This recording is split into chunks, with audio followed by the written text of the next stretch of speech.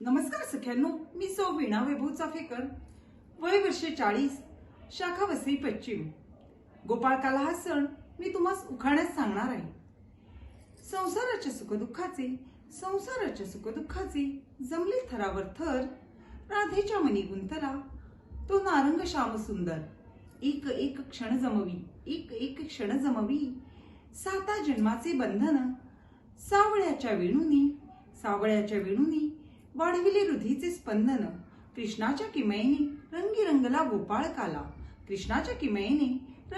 गोपाळकाला, सारे चित्त क्षणात भुलवी माझा गिरिधर मुरलीवाला.